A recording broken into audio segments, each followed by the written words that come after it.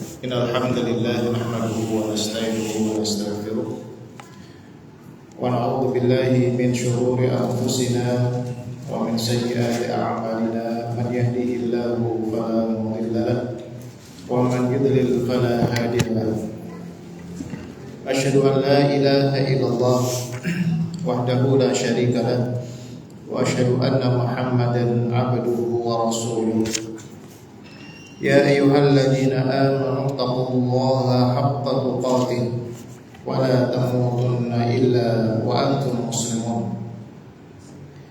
أما بعد فإن خير الكلام كلام الله تعالى وخير الهدى هدى محمد صلى الله عليه وسلم وشر الأمور محدثاتها وكل بدعة ضلالة.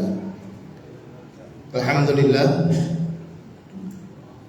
pujian kepada Allah Subhanahu wa taala senantiasa kita sanjungkan atas limpahan nikmat dan karunia yang selalu Allah anugerahkan kepada kita, terutama nikmat iman dan hidayah di atas agama Allah dan di atas ajarannya Rasulullah Sallallahu Alaihi Wasallam. Salawat dan salam kita sampaikan bagi Rasulullah Muhammad Sallallahu Alaihi Wasallam beserta keluarga, para sahabat dan umat beliau yang selalu istiqomah baik dalam mempelajari, mengamalkan ataupun mendakwahkan ajaran Nabi Sallallahu Alaihi Wasallam. Jemaah sekalian yang dirahmati Allah, kita akan melanjutkan pembahasan hadis-hadis Nabi Sallallahu Alaihi Wasallam yang berada di dalam kitab Riyadhus Shalihin. Kita masih dalam bab fi bayani kasrati turuqil khair, bab penjelasan tentang banyaknya pintu-pintu kebaikan. Bab ini disebutkan dan dijelaskan oleh penulis kitab Riyadhus Shalihin, Imam Nawawi rahimahullah taala, sebagai bagian dari motivasi kepada setiap umat, kepada setiap hamba agar selalu semangat dalam melakukan amal-amal kebaikan. Kenapa? Karena setiap amal kebaikan yang dikerjakan oleh seorang hamba, itulah sebenarnya yang akan menjadi bekal utama bagi dia di dunia, dijadikan sebagai kesempatan untuk memperbanyak bekal dan sebagai persiapan menuju kaum akhirat sebagai kehidupan yang abadi. Kemudian juga adanya penjelasan tentang bab ini atau disebutkannya bab ini, bab penjelasan tentang banyaknya pintu kebaikan, menunjukkan tentang kemudahan yang Allah Subhanahu wa taala berikan di dalam agama Islam. Banyak cara untuk meraih kebaikan dan pahala. Karena hakikatnya jiwa setiap kita itu mudah untuk merasakan kebosanan. Ya, jiwa setiap kita ini mudah untuk merasakan kebosanan. Itu sudah sunatullah bagi setiap hamba. Gak ada di dunia ini yang akan terus terukir kuat di dalam hati seseorang. Kalau masih baru, mungkin dia masih kuat untuk terkait hatinya. Tapi dengan berjalannya waktu muncul kebosanan. Ini suatu hal yang fitrah. Demikian pula dalam hal masalah beramal. Jamaah sekalian yang dirahmati Allah, ketika seseorang dalam kondisi nganggur, tidak ada pekerjaan misalnya, atau sebelumnya bekerja tapi kemudian berhenti, dia akan selalu berpikir, enaknya orang yang bekerja. Melihat si A bekerja, pagi berangkat, pulang sore, kayaknya nikmat sekali. Padahal yang mungkin sedang dinilai oleh dia, orang itu sedang merasakan bosan. Bayangkan, pagi berangkat, pulang sore, pagi berangkat, pulang sore. Apalagi kalau di kota-kota besar, berangkatnya anak masih tidur, pulangnya anak sudah tidur. Makanya banyak wali kalau di kota besar ya. Maksudnya wali apa? Tua nang gili. Maka tes dengan subuh baliknya tengah bengi. Karena urusan duniawi. Jadi kalau bahasa, nggak tahu bahasa apa ini, orang hidup itu sawang sinawang ya, orang hidup itu sawang sinawang. Nah, karena demikian kondisi jiwa manusia, maka Allah Subhanahu wa taala memberikan kesempatan untuk meraih kebaikan sebanyak-banyaknya dengan berbagai macam cara. Tetapi tetap harus ada aturan. Kalau sesuatu yang dikerjakan niatnya memang untuk beribadah, niatnya untuk mendapatkan pahala, niatnya untuk mendekatkan diri kepada Allah, maka tidak boleh berkreasi dalam ibadah. Ya, ibadah itu tidak ada kreativitas, tidak ada ide-ide baru dalam ibadah, itu enggak ada. Karena ibadah ini syarat dan ketentuannya sudah dikunci oleh Allah. Dalilnya mana?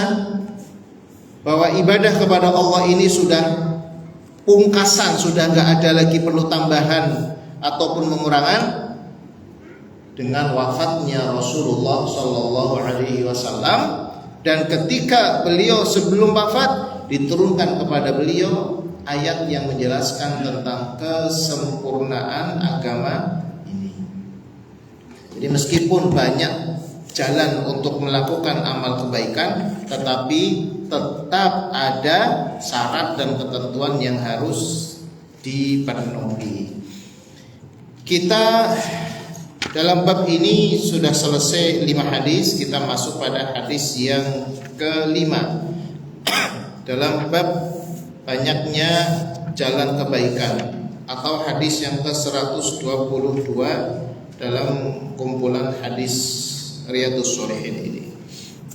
Silakan jemaah, mungkin ada yang dibaca. Silakan dibaca. Bapak Kevin enggak apa-apa lah.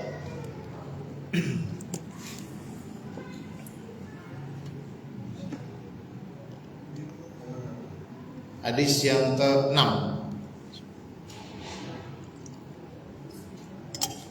An Abi Hurairah radhiyallahu anhu. Saya bacakan dulu hadisnya ya, dilihat itu.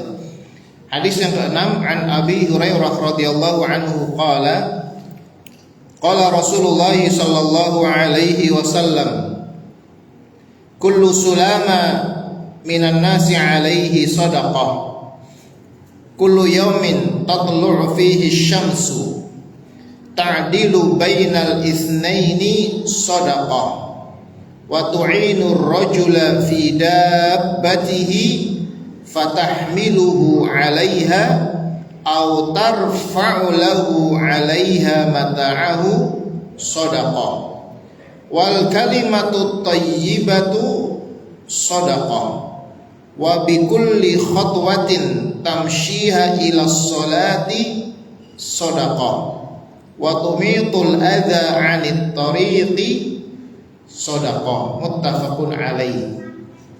Wa rawahu Muslimun aidan min riwayati Aisyah radhiyallahu anha qalat qala Rasulullah sallallahu alaihi wasallam, innahu khuliqa kullu insanin min bani Adam ala sittina wa thalathimi'ati mafsilin, faman kabbarallaha wa hamidallaha wa hallalallaha wa sabbahallaha wastaghfarallaha wa azala hajaran an tariqin nasi aw syaukatan aw 'azman an tariqin nasi aw amara bima'rufin aw naha an munkarin adada sittina wassalasimiyati fa innahu yumsi yawma idzin wa qad zahzaha nafsahu 'anil nar. Ya, ini hadis yang ke-6 disebutkan ada 2 riwayat. Silakan dibaca terjemahannya. Ketemu? Apa malah belum ketemu? Dari tadi dibaca. Iya, mau silakan. Biar mengulang, silakan. Silakan Bapak. Dari Abu Hurairah. Ada sedekahnya. Setiap hari selama matahari masih terbit, kamu demikian 2 orang yang berkumpul dan bersedekah. Kamu tolong orang menaiki kendaraan atau kamu angkat barang-barangnya ke atas kendaraannya, satu sedekah. Berkata yang baik itu sedekah. Setiap langkah mendatangi sholat, satu sedekah. Dan menyingkirkan rintangan dari jalan, satu sedekah. Setiap manusia dari anak Adam diciptakan bersusun dari 360 kesedihan. Maka siapa yang bertakbir kepada Allah, bertasbih kepada Allah, bertakbir kepada Allah, bertasbih kepada Allah, mohon ampunan kepada Allah, menyingkirkan sesuatu dari jalan yang dilewati manusia, atau pulang dari jalan yang dilewati manusia, atau memerintahkan kepada kebaikan, atau melarang kemungkaran yang seluruhnya berjumlah 360. Maka pada hari itu dia telah menjauhkan dirinya dari neraka. Ya, ini 2 hadis yang sama-sama hadis sahih, maknanya hampir sama. Yang pertama dari Abu Hurairah radhiyallahu anhu, yang kedua riwayat Aisyah. Dari Abu Hurairah radhiyallahu anhu, beliau berkata, Rasulullah sallallahu alaihi wasallam bersabda, setiap persendian manusia alaihi shadaqah, wajib untuk bersedekah. Kullu yaumin, setiap hari ketika terbit matahari. Jadi di awal Nabi SAW mengabarkan setiap persendian manusia. Nanti pada hadisnya Aisyah disebutkan jumlah persendian manusia itu ada 360. Zaman itu belum ada dokter yang melakukan penelitian, belum ada ahli kesehatan. Ternyata memang betul jumlah persendian yang ada di tubuh manusia antara 350 sampai 360 persendian. Nabi bukan seorang ahli kesehatan, Nabi bukan seorang ahli kalau fisiologi tentang fisik. Tapi ini wahyu dari Allah. Ya. Jadi setiap persendian manusia alaihi shadaqah, wajib bersedekah. Yaitu setiap hari ketika terbit matahari. Apa saja contohnya? Ta'dilu bainal isnaini shadaqah. Engkau mendamaikan antara 2 orang yang sedang berselisih, itu adalah bersedekah. Kemudian engkau membantu seseorang di kendaraannya, kemudian mau membantu mengangkat barang bawaannya ke kendaraan tersebut, itu juga bernilai sedekah. Membantu seseorang mengangkatkan barangnya atau membantu mengangkat ke atas kendaraannya, ini disebut sedekah. Al kalimatu thayyibatu, perkataan yang baik itu juga sedekah. Wa bi kulli khatwatin, setiap langkah yang engkau jalankan menuju masjid untuk sholat, itu adalah sedekah. Dan engkau menyingkirkan gangguan dari jalan, itu adalah sedekah. Jadi jamaah sekalian, ini hadis sahih riwayat Bukhari Muslim. Dalam hadis ini Rasulullah SAW menyebutkan bahkan secara rinci apa saja dan bagaimana Islam memberikan peluang kepada umatnya untuk melakukan berbagai jenis kebaikan. Jadi kalau ada orang yang bingung untuk meraih pahala kebaikan, saking puteknya, padahal begitu luas cara yang diberikan oleh Allah. Bahkan Rasulullah SAW mengabarkan setiap persendian manusia ini wajib bersedekah pada setiap hari ketika matahari terbit. Kau berlaku adil kepada dua orang yang sedang berselisih. Ketika ada orang yang sedang berselisih, gak saling menyapa atau rawawan ya, sedang ada masalah, jangan dikompor-kompori. Kalau ada orang yang sedang berselisih, silakan jadi damkar, pemadam kebakaran, hilangkan. Dan ketika engkau bisa menjadi penengah kebaikan bagi orang-orang yang sedang berselisih, itu salah satu bentuk sedekah. Kemudian seseorang membantu orang lain menaikkan ke atas hewan tunggangannya atau kendaraannya, atau menaikkan barang bawaannya ke atas kendaraannya, itu disebut sedekah. Bayangkan, Masya Allah, ini begitu indahnya akhlak di dalam Islam. Kalimatut thayyibah, perkataan yang baik. Perkataan yang baik itu apa? Perkataan yang baik, segala ucapan yang ketika orang mendengar atau sampai kepada orang tersebut, dia tidak terganggu. Itu ucapan yang baik. Ucapan yang baik itu bukan harus dalam bentuk kalimat atau suara yang keluar yang mendayu-dayu. Bisa jadi kalimat yang keluar mendayu-dayu indah, tapi ternyata tidak baik. Kenapa? Mengganggu orang lain. Jadi kalimat thayyibah, kalimat yang baik adalah kalimat yang orang lain mendengarnya dia tidak akan terganggu, justru akan merasakan manfaat. Nah, kalau dalam hadis disebutkan orang mengucapkan subhanallah, alhamdulillah, Allahu akbar, atau kalimat yang baik mengucapkan salam ketika bertemu, ini adalah nilai dari sedekah. Kemudian setiap langkah yang kamu gunakan untuk berjalan menuju masjid melaksanakan sholat, itu dinilai sedekah. Makanya semakin jauh rumah menuju ke masjid, semakin banyak langkah yang diperoleh, akan semakin banyak nilai pahala. Bahkan dalam hadis lain, keutamaan orang yang berangkat ke masjid adalah setiap bikulli khutwatin tamhuha, setiap satu langkah itu akan apa? Tarfa'u darajat wa takaffiru sayyi'at, akan meninggikan derajat seseorang dan akan menghapus kesalahan. Jadi dengan satu amalan, yakni satu langkah, tinggi derajatnya dan dihapus dosanya.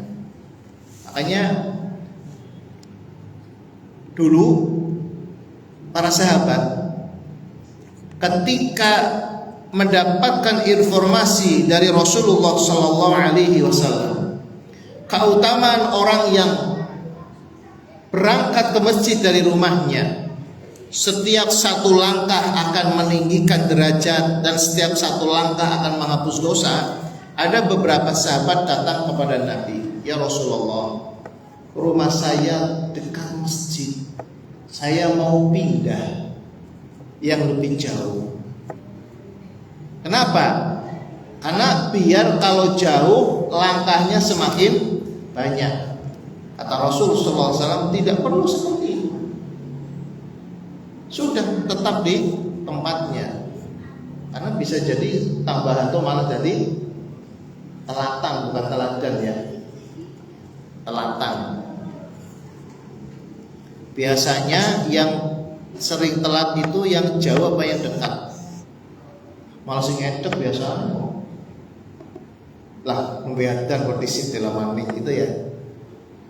Adane. Wah, kalau di Masjid Baitur Rahmah kan ada jamnya itu, antara azan iqamah sekian menit, dihitung lah sisuwe lah. Atau begitu qomat, baru qomat biasanya Ustaz Reza kalau imami panjang ini. Ada saja. Akhirnya telat. Padahal yang paling dekat. Nah, ini keutamaan melangkahkan kaki.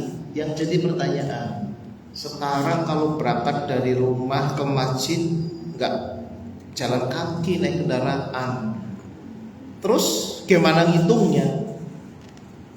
Allah tahu tidak jumlah langkah kaki seandainya engkau melangkahkan kakinya dari rumah ke masjid? Tahu tidak? Tahu. Itulah yang Allah dihitung. Bukan kemudian rodanya ini luasnya berapa, nanti di ini langkahnya berapa. Enggak. Kita enggak diperintahkan untuk menghitung jumlah langkah kaki. Dan yang rumahnya dekat, kalau kepengen langkah kakinya panjang apanya pun tidak perlu begitu keluar rumah terus keliling dulu tawaf masjid. Enggak perlu, langsung ke masjid, bisa melaksanakan sholat tahiyatul masjid, manfaatkan antara adzan dan iqamah untuk berdoa dan sebagainya, berzikir ataupun yang lainnya. Jadi ini keutamaan yang selalu Allah berikan. Termasuk juga terakhir tadi, wa tumitul adza 'anit tariqi shadaqah. Engkau menyingkirkan gangguan dari jalan juga termasuk sedekah. Dan masya Allah ya, ini karunia yang Allah Subhanahu wa taala berikan kepada para hambanya, begitu banyak pintu-pintu kebaikan. Kalau di hadis berikutnya yang diriwayatkan oleh Aisyah radhiyallahu anha, beliau berkata, Rasulullah sallallahu alaihi wasallam bersabda, sesungguhnya keturunan Adam diciptakan di atas 360 persendian. Setiap manusia dari Bani Adam diciptakan di atas 360 persendian. Sittin wa salasimi'ati mafsil. Gak perlu ngitung. Kalau ada yang kurang yakin, orang mah dihitung jajal apa bener. Tapi kalau kita ngitung hanya berdasarkan ini nggak ketemu. Lihat bagaimana penelitian para ilmuwan, para ahlinya. Mereka betul antara 350 sampai 360 persendian. Kemudian, faman kabbarallah, lain ini. Barang siapa yang bertakbir kepada Allah, mengucapkan Allahu Akbar, wa hamidallah, dan memuji Allah, mengucapkan apa? Alhamdulillah. Wa halalallah, bertahlil kepada Allah dengan mengucapkan la ilaha illallah. Wa sabbahallah, bertasbih kepada Allah dengan mengucapkan subhanallah. Wastaghfarallah, dan beristighfar kepada Allah, meminta ampun kepada Allah dengan mengucapkan astaghfirullah. Wa azala hajaran an tariqin nas au syaukatan au adman an tariqin nas, atau seseorang menyingkirkan batu dari jalan yang dilalui kaum muslimin, atau menyingkirkan duri, atau menyingkirkan tulang, atau apa saja hal-hal yang sekiranya mengganggu orang di jalan yang dilalui tersebut. Au amara bima'rufin, atau mengajak kepada kebaikan, menyuruh kepada kebaikan. Au naha an munkarin, atau mencegah, melarang dari kemungkaran. Adadas sittina wassalasi mi'ah. Ini semuanya setara dengan jumlah 360 persendian. Jadi memperbanyak amal kebaikan ini tadi semua. Ini kan diantaranya, dan tidak hanya terbatas ini saja tadi. Apa tadi coba? Mengucapkan Allah Akbar, Alhamdulillah, La ilaha illallah, Subhanallah, Astagfirullah, atau menyingkirkan batu yang mengganggu orang yang lewat di jalan, ataupun duri, ataupun tulang, atau semisalnya apa saja. Mengajak orang berbuat kebaikan, mencegah orang dari kemungkaran, yang jumlahnya setara dengan jumlah 300 persendian. Siapa yang melakukan itu semuanya, fa innahu yumsi yaumi idzin wa qad zahzaha nafsahu 'anil nar. Maka siapa yang melakukan itu semuanya, maka pada hari itu, kalau dalam hadis yumsi, pada sore harinya, berarti dia sudah zahzaha nafsahu 'anil nar, menjauhkan dirinya dari neraka. Masya Allah, hanya dengan melakukan hal-hal tadi. Siapa kira-kira yang tidak mampu melakukannya? Semua orang bisa. Ya, jamaah sekalian yang dirahmati Allah, hadis ini diriwayatkan oleh Imam Bukhari, Imam Muslim, dan juga oleh para hadis yang lainnya. Di antaranya juga disebutkan oleh Imam Ahmad, kemudian Imam Ibnu Hibban, Imam Baihaqi dan lainnya. Beberapa hal yang perlu untuk kita ambil faedah dari hadis ini. Pertama adalah tentang keagungan ciptaan Allah Subhanahu wa taala. Karena di dalam hadis ini disebutkan tentang apa? Jumlah persendian manusia. Berapa tadi jumlahnya? 360 persendian. Bayangkan Nabi Muhammad SAW, beliau bukan seorang ahli kesehatan, bukan dokter spesialis, tapi bisa menyebutkan di tubuh manusia itu ada sekitar 360 persendian, antara 350 sampai 360 persendian. Dan ini benar.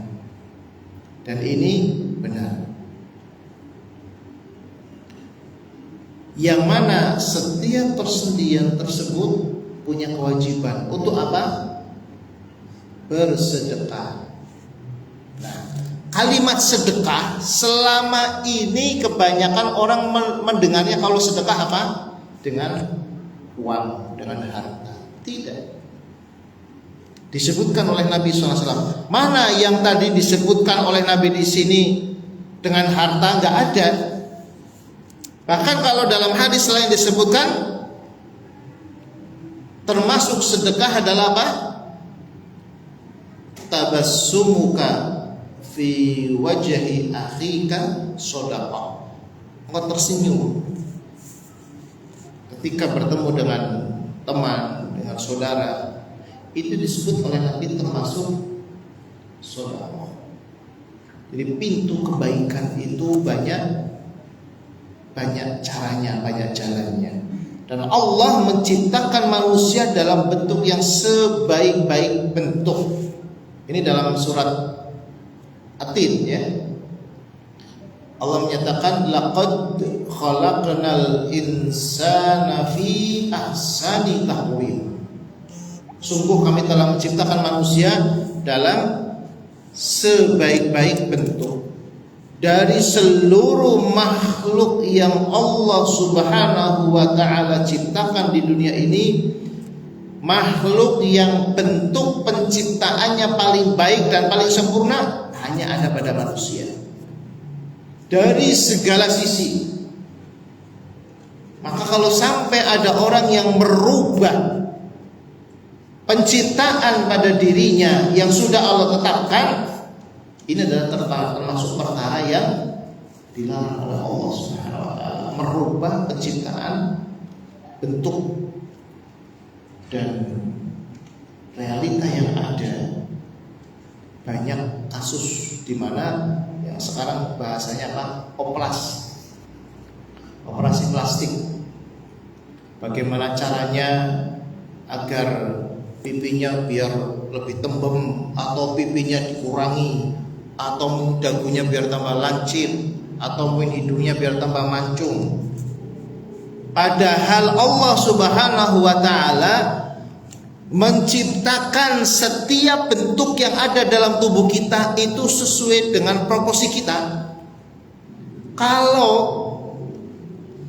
kita yang orang Asia, warna kulitnya seperti ini, kemudian sampai bentuk hidungnya yang seperti ini. Allah sudah begitu sempurna menciptakan, meletakkan untuk setiap kita, kemudian dirubah. Silakan perhatikan, setiap perubahan di luar fitrah yang ada pasti menimbulkan banyak hal yang efek negatifnya. Belum lagi biayanya juga ternyata tidak murah. Puluhan, ratusan juta, bahkan miliaran, hanya saking kepengen punya hidung yang mancung. Ternyata ada tambahan. Dan tambahan itu kalau misalnya expire ya, masanya sudah habis, tidak diperbaiki lagi, bisa berbahaya. Yang entah suntik insulin lah atau ditambah apalah. Belum lagi dari sisi kesehatan, tidak sedikit orang yang melakukan perubahan pada tubuhnya kemudian berefek pada terkena berbagai macam jenis penyakit yang ada, biasanya kaitan dengan kanker kulit atau yang sejenisnya. Padahal Allah Subhanahu wa taala sudah menciptakan manusia dalam sebaik-baik bentuk. Maka yang kedua adalah wajib bersyukur atas nikmat Allah Subhanahu wa taala tersebut. Salah satu bentuk syukurnya apa? Setiap persendian, bayangkan, setiap persendian dalam tubuh kita, ketika kita mengikuti arahan Nabi Shallallahu Alaihi Wasallam dalam hadis ini, setiap persendian akan menjadi jalan untuk meraih pahala kebaikan. Berarti saking banyaknya, bayangkan, ada 360 persendian. Ketika setiap persendian dalam tubuh kita gunakan, anggota tubuh kita ini kita gunakan untuk kebaikan, berarti 360 persendian tadi ikut berperan. Coba ketika membantu seseorang mengangkatkan barangnya, ketika digunakan berjalan menuju ke masjid untuk sholat, semua persendian itu pasti akan bergerak. Nah, disitulah maksudnya, dari setiap persendian akan mengeluarkan nilai pahala. Berarti 360 kebaikan sesuai dengan jumlah persendian yang ada di dalam tubuh kita, itu akan memberikan nilai pahala. Mana ajaran yang memotivasi begitu besar? Ya. Dan inilah yang kemudian menjadikan Rasulullah Shallallahu Alaihi Wasallam banyak memberikan motivasi kepada para sahabat. Kemudian faedah yang lainnya yang bisa kita ambil dari hadis ini, jamaah sekalian yang dirahmati Allah, istihbabul islah bainan nasi bil adli wa muamalatuhum bil akhlaqil karimah. Dianjurkannya melakukan islah. Islah itu apa? Perdamaian di antara manusia dengan sikap yang adil, serta bermuamalah, bergaul dengan mereka dengan akhlak yang mulia.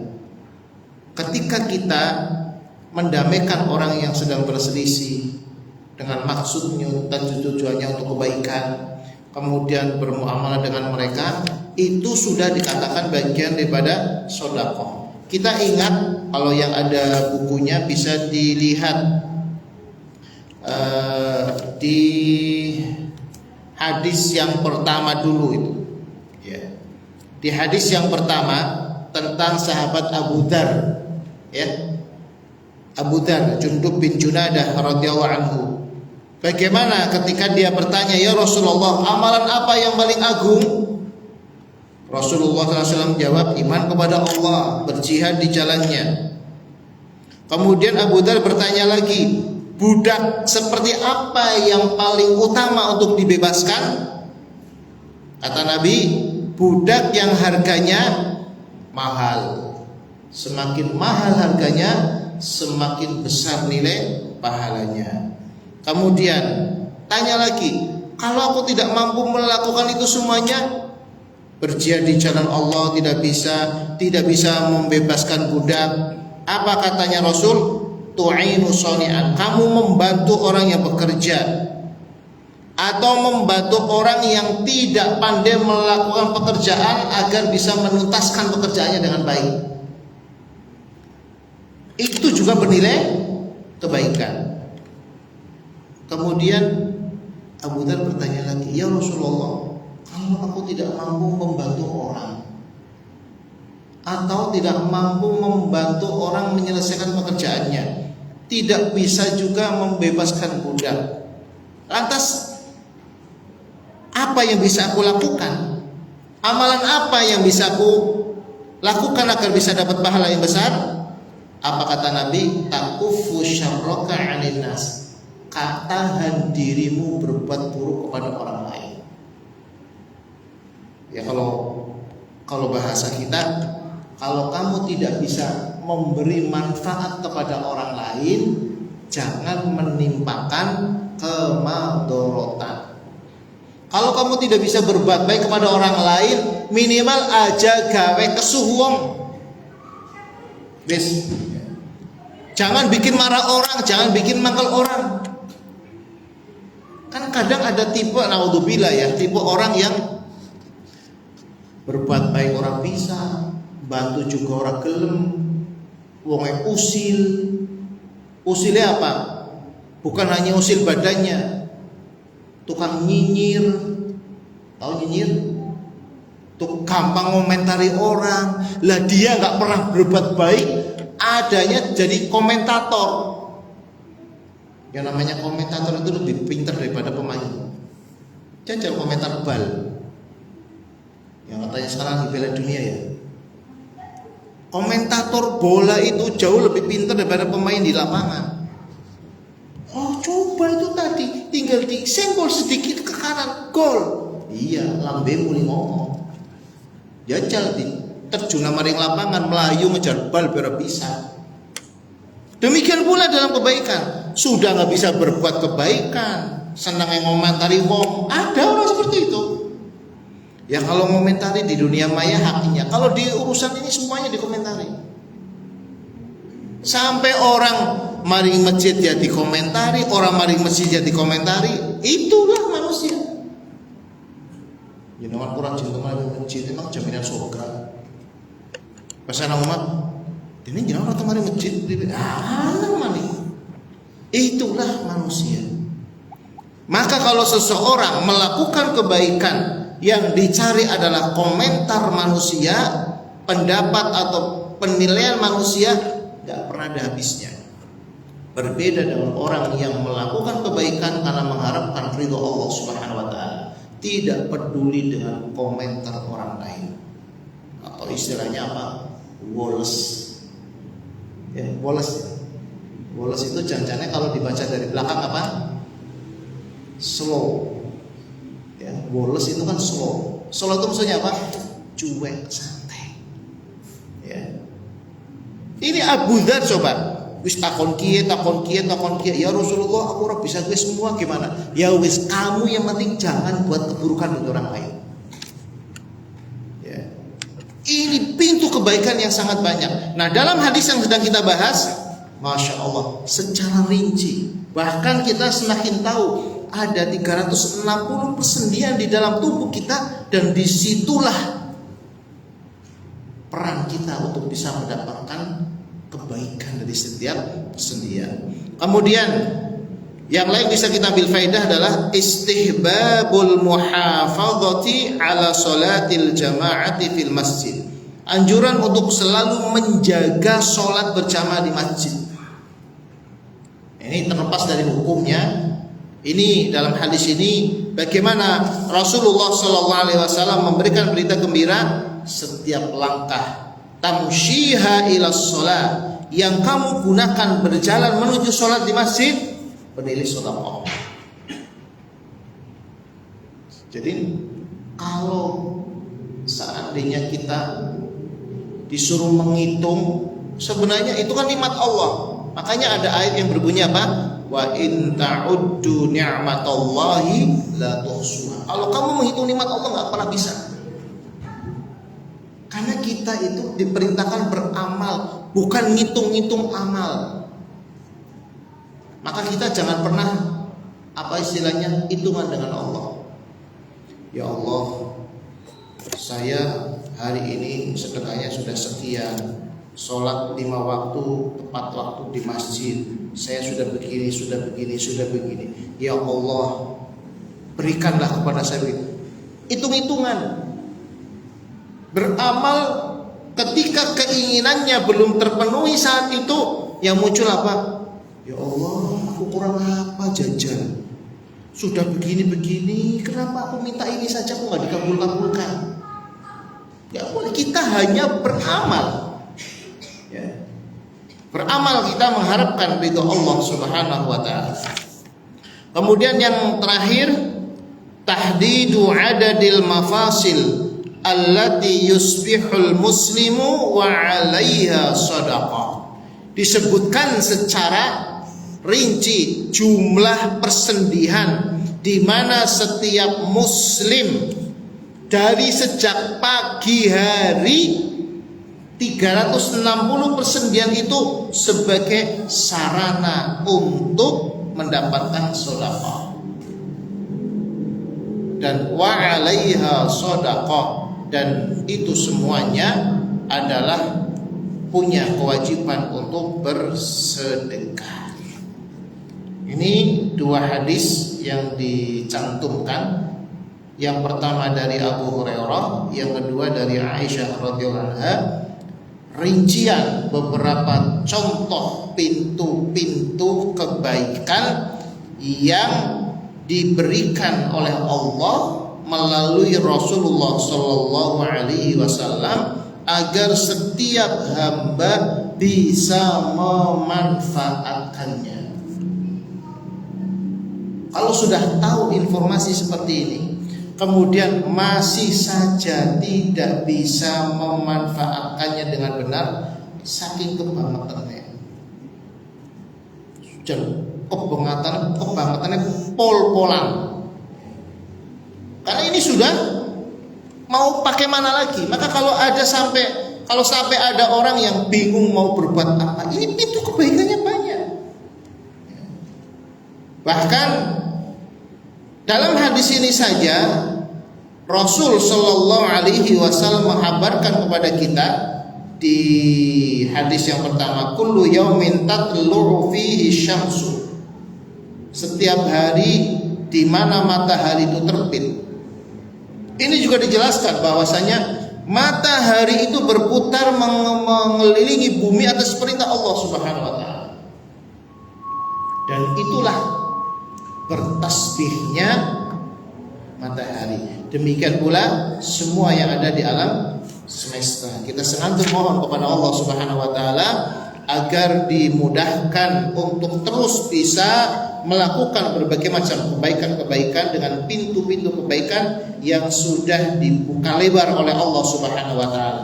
Dan ini menunjukkan rahmat dan kasih sayang Allah kepada kita. Tidak ada alasan lain lagi, ya, tidak ada alasan lagi bagi kita untuk tidak berbuat kebaikan.